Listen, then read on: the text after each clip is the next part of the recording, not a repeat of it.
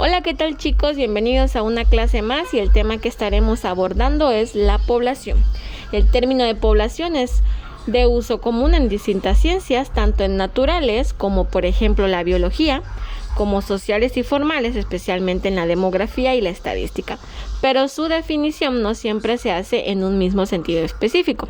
Y el uso popular y común de esta palabra remite a la cantidad de personas que hay en un determinado lugar. Este concepto es similar al que maneja la estadística, que se usa para los integrantes de cualquier muestra. Si entrevistamos a 200 turistas europeos en un balneario en Marruecos, esa es la población estadística.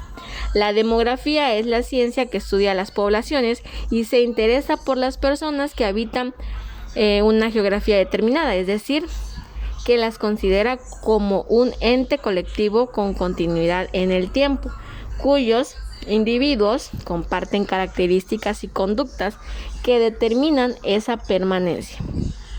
Una población es, desde este punto de vista, el stock de personas que hay en una región determinada, y los estudios sobre su población forman parte de distintas aproximaciones a la sociedad. Estas buscan comprender en modo particular en que se organizan las distintas culturas y naciones, así como las dinámicas particulares a las que como colectivo se enfrentan. Y de esa manera es posible hablar de la población activa, población en riesgo, población electoral y un inmenso etcétera, dependiendo de cuál punto de vista se emplea. Asimismo, una mirada histórica de una población brinda la información, por ejemplo, como la calidad y el modo de vida de cada individuo, de cada persona, en un momento cronológico determinado. Y bien chicos, las características de las poblaciones a muy grandes rasgos podemos caracterizar las poblaciones de la siguiente manera. Punto número 1. La población es un ente colectivo, es decir, está compuesta por un número variable de individuos con ciertos rasgos demográficos comunes. Punto número 2. Toda población posee un momento histórico y una localización geográfica determinada. Ninguna población existe en un abstracto. Tercer punto, las poblaciones son sistemas reproductivos, es decir, los individuos que mueren son reemplazados por individuos jóvenes, manteniendo el número de pobladores relativamente estable. Si dicho número cambia, se puede buscar ciertas explicaciones. Si se eleva, la natalidad supera la mortalidad, o hay inmigraciones, y si ocurre lo contrario, pues la mortalidad supera a la natalidad, o hay emigraciones. Y último punto, las poblaciones suelen analizarse mediante técnicas y prácticas estadísticas que éstas revelan toda la información sobre sus tendencias internas. Y bien, vamos a pasar de estos dos términos, suelen ser un uso común en el estudio poblacional y demográfico, es decir, la población absoluta es el número total de pobladores o integrantes de una población determinada.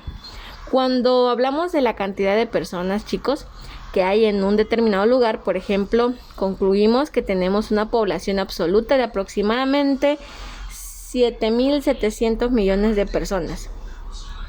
En cambio, la población relativa se refiere a la manera en el que se encuentran, mejor dicho, distribuidos los pobladores dentro de su espacio geográfico o territorial determinado. También se le denomina la densidad poblacional. Y a esto se calcula estadísticamente si se expresa en un número promedio de habitantes por unidad de superficie. Por ejemplo, los 7 millones de personas aproximadamente que hay en el mundo no están repartidas igual, por lo que habrá países muy pequeños, muy densamente poblados, o países de verdad muy pocos poblados. Y bien, los países con mayor población relativa, nos encontramos con Singapur, Mónaco, Maldivas, y los países con menor población relativa son Mongolia, Australia, Islandia, también Libia, entre otros. Y la población estadística es el conjunto de individuos, animales u objetos que componen una muestra estadística, o sea, de las cuales se desea estudiar sus características comunes o su comportamiento común en términos relativos o de tendencias. Y a partir de dicho estudio, la estadística podrá sacar conclusiones y expresarlas en términos matemáticos.